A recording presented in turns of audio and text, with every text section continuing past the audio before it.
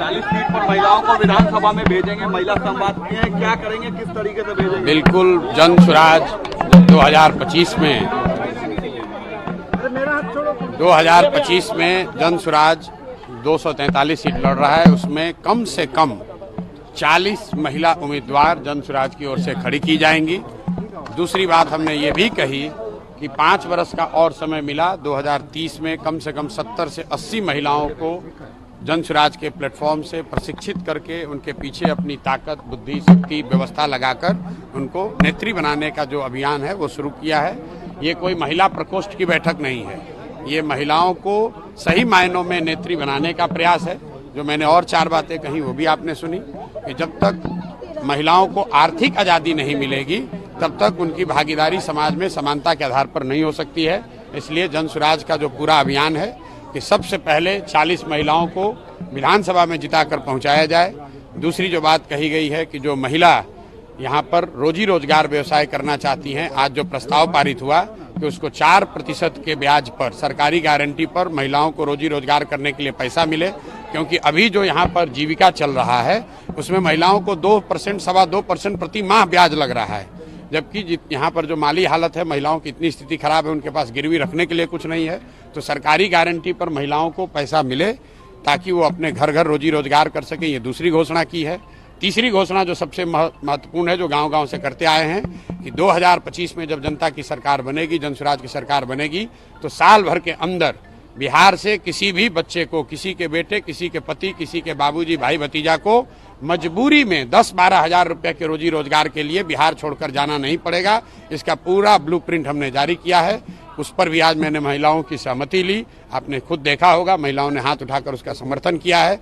और अंतिम और बात जो हमने आज यहाँ कही है कि अगली बार जब आप वोट दीजिए तो वो नेताओं को देखकर नहीं, नेताओं के बच्चों के लिए नहीं, अपने बच्चों के लिए वोट दीजिए। और उस पर सारी महिलाओं ने खड़े होकर उसका समर्थन किया। लालू, नीतीश और मोदी को नहीं वोट देने के लिए आपने अपील किया है। लालू, नीतीश और मोदी को नहीं वोट देने नहीं, मैंने आप मेरा वक्तव्य सुन लीजिए। मैं पिछले 2 साल से जो कह रहा हूँ, मैं लोगों से पूछता हूँ कि अब सब सुनने के बाद बताओ कि लालू जी का राज चाहिए, नीतीश जी का राज चाहिए, मोदी जी का चाहिए, या कि जनता का राज चाहिए? लोग कहते हैं जनता का राज चाहिए। फिर मैं दोबारा पूछता हूँ, भाई जिसको लालू जी का चाहिए लालू बता दीजिए, जिसको मोदी चाहिए मोदी बता दीजिए। फिर सब लोग कहता ना भैया हम लोग को जनता का राज चाहिए। तो जनता का राज चाहिए तो उसका रास्ता बताते हैं कि जिन नेताओं ने आपको और आपके बच्चों को ठगा है, आपके पेट पर लात मारा है, उन नेताओं को, चाहे वो आपके जाति का है, आपके धर्म का है, उसको वोट नहीं देना है। वोट किसको देना है? मैंने ये नहीं कहा कि वोट प्रशांत किशोर को देना है कि जन स्वराज को देना है। मैंने उनको रास्ता बताया कि वोट अगली बार नेता का चेहरा देखकर नहीं, अपने अपने बच्चों का चेहरा देखकर देना है। और यही जन स्वराज का अभियान है। 2 वर्ष यही कर रहे हैं, आज यही दोबारा किया। यूनिफाइड पेंशन योजना कल केंद्र सरकार ने जारी करी है, उसका डिटेल आने दीजिए। वो एनपीएस और ओपीएस के बीच का कुछ रास्ता निकालने का सरकार ने प्रयास किया है। मुझे नहीं लगता है कि जो लोग ओल्ड पेंशन स्कीम के लिए संघर्षरत हैं, जो आंदोलन कर रहे थे, उनको ये स्वीकार्य होगा।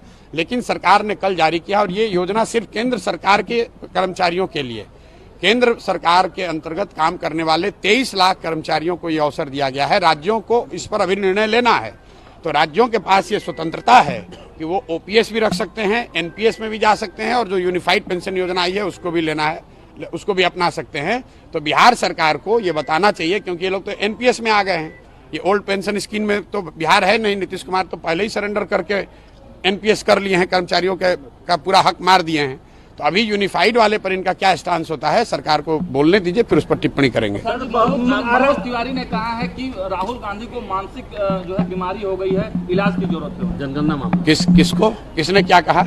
अब भाई ऐसा है कि जिसने वक्तव्य दिया है वो भी हमसे बहुत बड़े नेता हैं, जिन पर वक्तव्य दिया है वो भी हमसे बहुत बड़े नेता हैं।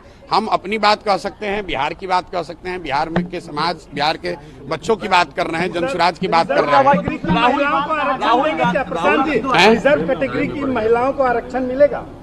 मतलब जो रिजर्व कैटेगरी, मेरे भाई 40 महिलाओं को मिलेगा। फिर उसमें आप जबरदस्ती मत घुसेड़ने लगे झगड़ा का। महिलाओं को महिला रहने दीजिए, महिलाओं को माता बहन रहने दीजिए, महिलाओं को शक्ति रहने दीजिए, महिलाओं को को अवसर मिले, उसके बीच में झगड़ा लगाने वाला काम मत राहुल कीजिए। गांधी ने कास्ट सेंसस की बात कही है, कहीं कहे कि 90% लोग सिस्टम में नहीं है, हम लोग कास्ट सेंसस कराएंगे और 50% देखिए कास्ट, आपको ठीक है, हटाएंगे। कास्ट सेंसस को लेकर हम पिछले 2 साल से वक्तव्य दे रहे हैं। जातिगत जनगणना होना चाहिए, इसमें कोई दिक्कत नहीं है, लेकिन जातिगत जनगणना हो जाने से सबकी गरीबी दूर हो जाएगी, परेशानी दूर हो जाएगी, ये जो राहुल गांधी बता रहे हैं ऐसा कोई पनिसिया है नहीं।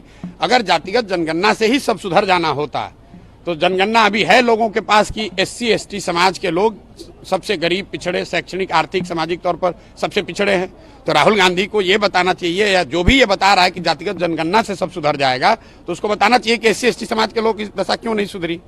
भाई जनगणना होने से नई जानकारी मिली, सही है, लेकिन जानकारी मिलने मात्र से आपकी दशा नहीं सुधरेगी। ये तो ऐसे हुआ कि लाइब्रेरी में जाइएगा, वहां बहुत किताब है, तो लाइब्रेरी में जाने से आप विद्वान थोड़े हो जाइएगा, उस किताब को पढ़ना भी पड़ेगा और पढ़कर आत्मसात करना पड़ेगा।